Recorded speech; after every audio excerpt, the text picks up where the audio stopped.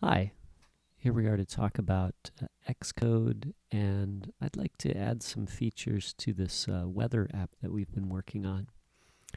And if you've been doing this, you probably run into some problems, and I'll show you a couple errors that are going to occur and how we can, fix them. Right.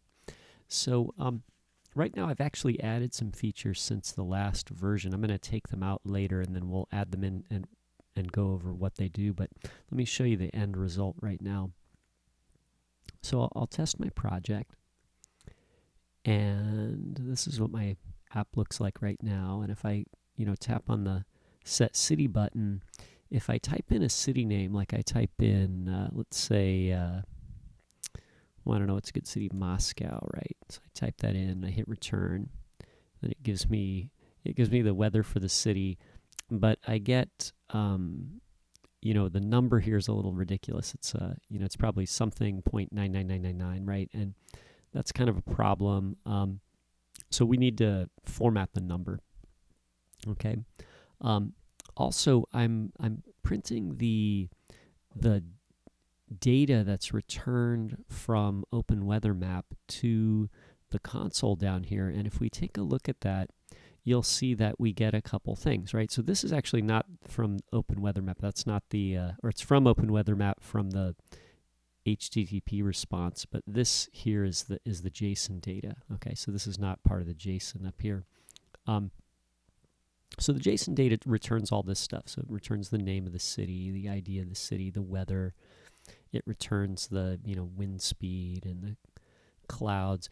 It also returns this COD, okay? And that's sort of our status code, okay? And it gives us a 200, okay? Up here you'll see there's a 200 also, right? This is what I've printed here is the HTTP response. Okay, so what's happening is we make a request to the server, and the server responds to us with one of several codes. Okay, and you've probably seen these codes before. A popular code is 404, right? File not found. Another one is 401, access denied. Okay, something like that, right? 200 means okay, everything is fine. Okay. In the case with OpenWeatherMap, what's going to happen is we're actually going to get an okay response from the server, because actually the response from the server is like, hey, everything's all right. And then we're going to get the JSON data, and that's going to include its own status code, right? So the difference here is that, when we get the response here, we're getting like, yeah, okay, we communicated with the server successfully.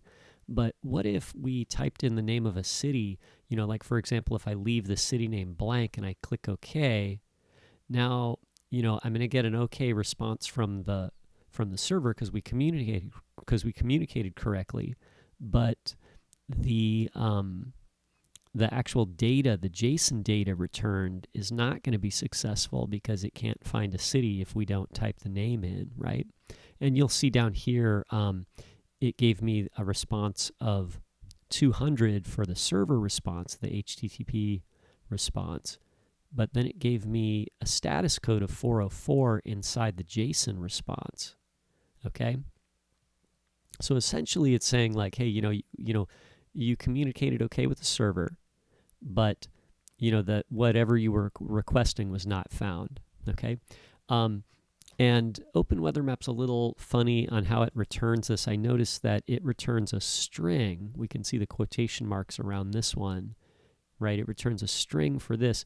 But if we look at the previous response when we got the city here, this one up here actually returns an integer. So you'll see that the number 200 here doesn't have the quotation marks around it. And, in JavaScript, that would be no big deal because JavaScript kind of converts. It's really loose, like it kind of converts between numbers and strings, like it doesn't really care.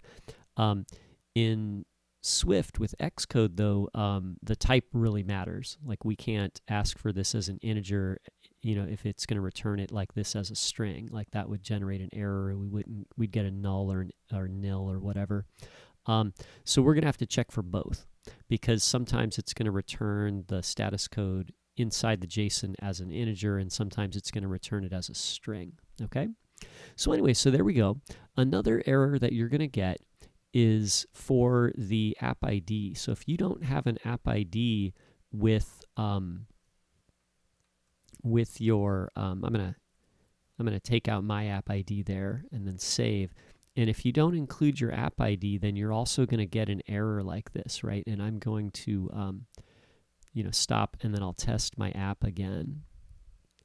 And this time, when I make a request for the weather, I'll type in a city name here. Let's type in Paris this time, right? And I'll click OK. And this time I get an error, right? And this is notice I'm getting no JSON response, but the HTTP response is 401. So that's like access denied or something like that, right? So it's like saying, hey, like you don't have privileges to access this data because you didn't include the correct app ID, right? So these are things that can happen in our program, and we'd like to take care of them, okay?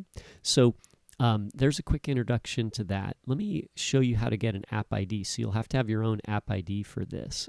In the earlier examples, I was using the app ID from OpenWeatherMap, and so I didn't realize that they actually changed that over time. Like it works sometimes, and then like a week or two later, it didn't work. So you should probably always use your correct app ID rather than using the one on their example code page, right?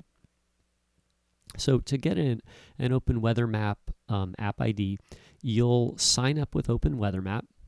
Click sign up, and create a new account.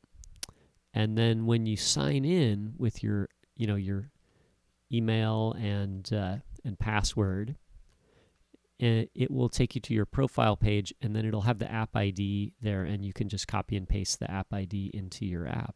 Okay, so you'll need to do that.